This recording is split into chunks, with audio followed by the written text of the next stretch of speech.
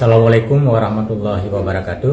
Saya selaku Kepala Sekolah SMP Negeri Sadul Sukun yang mana telah menanggapi viral tentang bully yang terjadi di SMP Negeri Sukun terhadap anak-anak kami, dan telah kami selesaikan antara kedua belah pihak, yaitu yang didampingi oleh orang tuanya masing-masing, dan mereka sudah saling memaafkan.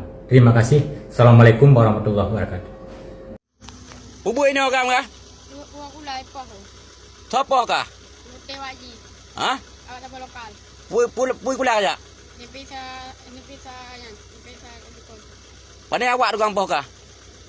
Ila awak tu awak tak lokal sonan tak. Padin ro kai poh ke? Put. Sonan. Nanti nak repunan. Nanti balian patan yang admi 2 put. Padin ro kai poh kah? Puro. Pu ro poh. Pak pandai poh ke? Ule. Ikah ho kawo je na. Nak saya dapang. Masa depan sarun. Di. Engko masa depannya kah? Nyarak belangnya kawo yo. Budi anak kawo jalan. Kuo. Orang bilang bukan truk wo ira deh. Siapa ni orang aku? Ni banyak far. Pada kerja ayah. Ayah minta paket. Oh, kita pakai ya. Pegah ayah ada terlebih bah. Guru nak depu. Anak. Mah nak apa guru? Ni bukan guru. Beralam ni po. Oh menan. Kajian apa? Bah.